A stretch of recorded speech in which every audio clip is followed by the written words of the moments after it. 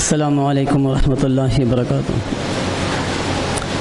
نحمده ونصلی علی رسوله الامین، اما بعد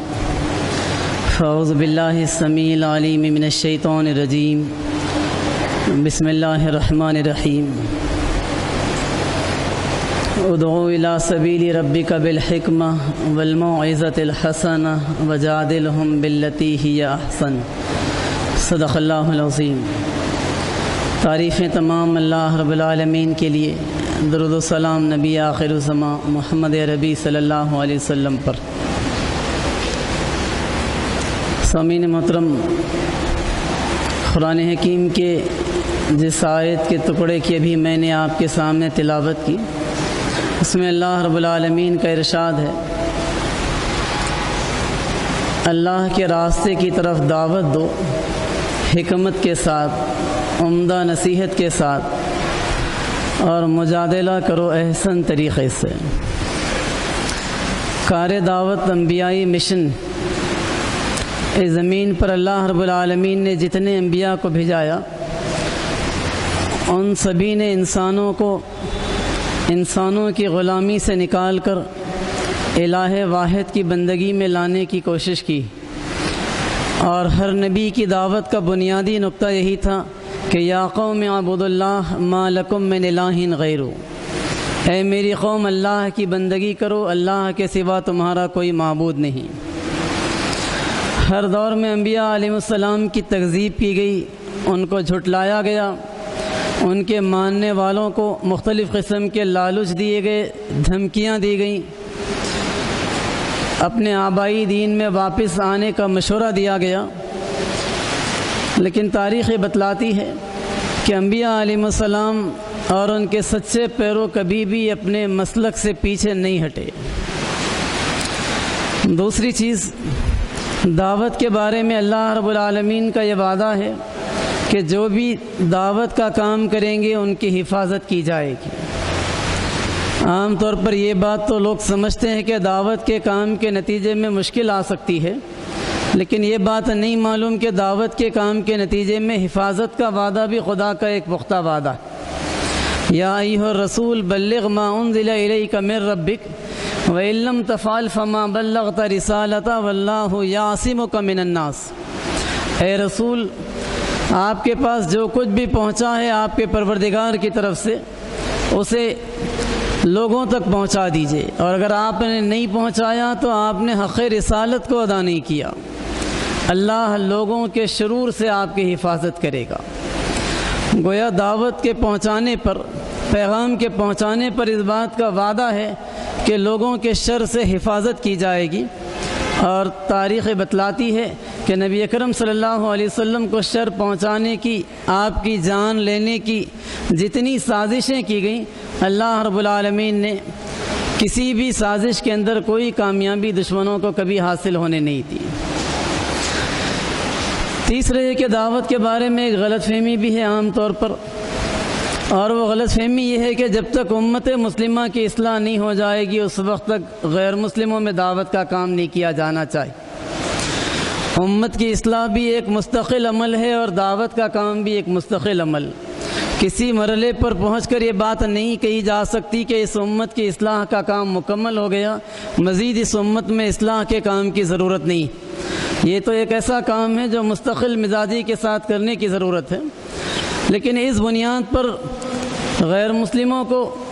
خدا کے پیغام سے محروم نہیں کیا جا سکتا۔ اس لیے دونوں کاموں کو پیرالل کرنے کی ضرورت ہے کہ جہاں امت کی اصلاح کی، امت کی تربیت کے لیے کوشش ہو، وہیں پر غیر مسلموں کے پاس خدا کے پیغام کو پہنچانے کی کوشش کی جائے۔ دعوت کے سلسلے میں چوتھی چیز یہ ہے کہ ہندوستان کی تاریخ بتلاتی ہے کہ شمالی ہند میں تو اسلام پہنچا تھا پہلی صدی ہجری ہی میں، تو اس وقت ابتداً راجہ داہر کی فوجوں سے مسلمان فوجوں نے شکست کھائی تھی، اور پھر اس کے بعد ایک بہت ہی نوجوان 17 سالہ کمانڈر محمد ابن قاسم کی قیادت میں جب سندھ کے اوپر ان لوگوں نے حملہ کیا تھا، تو اس وقت محمد ابن قاسم نے راجہ داہر کو ایک زبردست شکست دی تھی، اور پھر اس طریقے سے اس وقت کا جو وسیع ہندوستان تھا اس میں اسلام کی آمد ہوئی تھی۔ لیکن اس کے بعد تاریخ بتلاتی ہے کہ بزرگان دین کی کوششوں کے نتیجے میں بڑی تیزی کے ساتھ شمالی ہند کے اندر دعوت کا کام ہوا۔ دوسری طرف جنوبی ہند کی تاریخ کو اگر دیکھیں تو معلوم ہوتا ہے کہ بالکل ابتدائی دور میں صحابہ اور تابعین آئے تھے مالابار کے ساحلوں پر، اور ان کے آنے کا اصلاً مقصد یہ تھا کہ وہ مصالحوں کی تجارت کیا کرتے تھے۔ کیرلا میں جب وہ پہنچے مالابار کے ساحل پر اور انہوں نے تجارت کا آغاز کیا تو تجارت کے درمیان میں ان کی لین دین، ان کی امانت داری، ان کی دیانت داری، ان کے معاملات، یہ وہ چیزیں تھیں جن کو دیکھ کر لوگوں نے اسلام قبول کرنا شروع کیا، اور اسی کے نتیجے میں ہندوستان میں جو پہلی مسجد ملتی ہے وہ ایک صحابی کی بنائی ہوئی مسجد کیرلا ہی کے اندر ملتی، اور پھر اس کے بعد تاریخ بتلاتی ہے کہ بڑی تیزی کے ساتھ جنوبی ہند کے اندر اسلام پھیلا، اور جنوبی ہند میں کسی بڑی جنگ کا تاریخ کے اندر تذکرہ بھی نہیں ملتا کہ اس کے نتیجے میں اسلام کی انٹری ہوئی۔ اسلام کی انٹری تو یہاں پر مسلمانوں کے اخلاق کے نتیجے میں، ان کے کردار کے نتیجے میں، ان کے معاملات کے نتیجے میں، ان کے لین دین کے نتیجے میں، ان کے رویے کے نتیجے میں ہوئی، اور پھر بڑی تیزی کے ساتھ پورے جنوبی ہندوستان کے اندر اسلام کا تعارف ہوا۔ تو اس طریقے سے یہ بات بھی کہی جا سکتی ہے کہ ہندوستان میں عام طور پر لوگ مزاجاً مذہبی ہیں، لوگ مذہب کے اوپر یقین رکھتے ہیں۔ کمیونسٹ فکر کا یہاں پر پھیلنا آسان نہیں ہے، خدا کو نہیں مان کر زندگی گزارنے والوں کی بہت کمی ہے۔ اس کے برخلاف لوگ خدا کو مانتے ہیں، مذہب میں یقین رکھتے ہیں۔ کچھ گروپس کے پاس آخرت کا تصور بھی ہے، کچھ گروپس کے پاس رسالت کا تصور بھی ہے،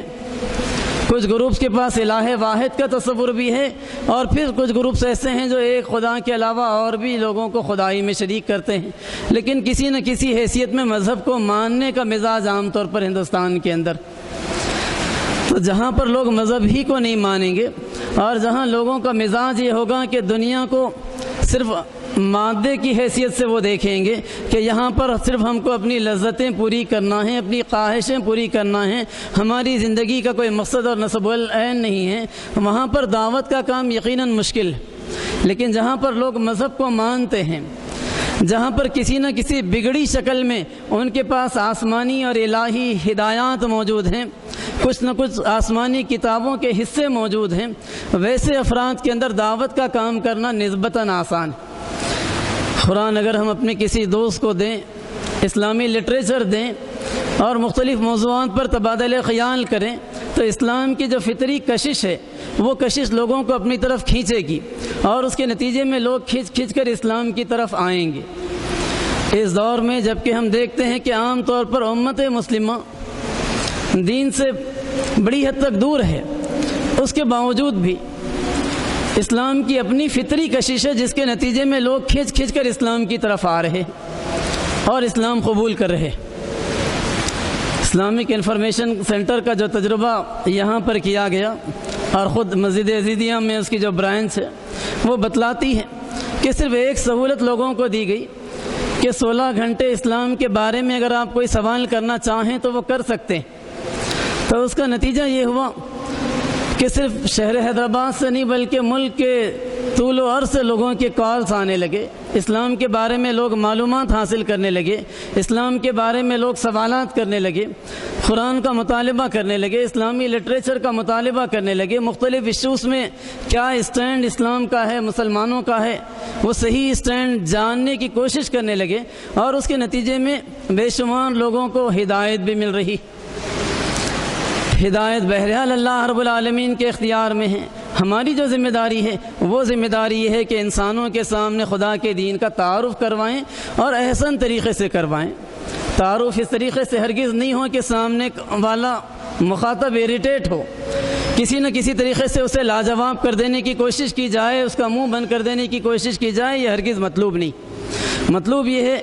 کہ عمدہ طریقے سے گفتگو ہو، ناصحانہ انداز میں گفتگو ہو، سامنے والا یہ محسوس کرے کہ بات کرنے والا ہمارا خیر خواہ ہے، وہ ہماری آخرت کی کامیابی چاہتا ہے،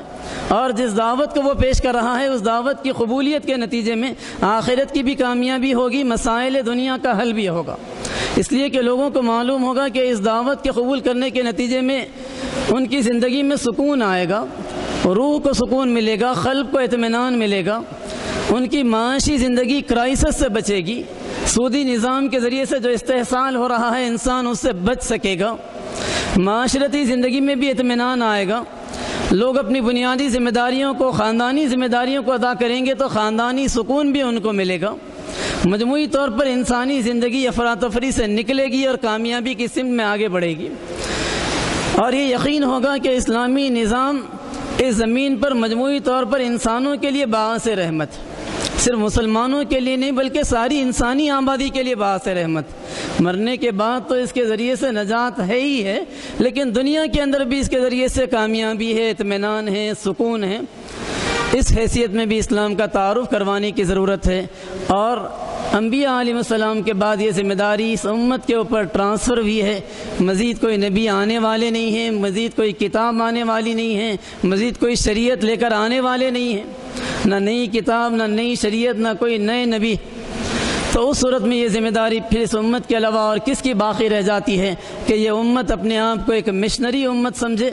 یہ امت اپنے پیغام، اپنے مشن کو محسوس کرتے ہوئے زندگی گزارے، تو یقیناً اس ملک کے حالات میں بھی تبدیلی ہو سکتی ہے، اس ملک میں اسلام کی مخالفت میں بھی کمی ہو سکتی ہے، اور اس ملک میں وہ لوگ جو حق کے صحیح معنوں میں متلاشی ہیں ان کی پیاس بھی بجھ سکتی ہے۔ اللہ سے دعا ہے کہ اللہ رب العالمین ہمیں اس ذمہ داری کو صحیح طریقے سے انجام دینے کی توفیق عطا فرمائے۔ آمین۔ واخر دعوانا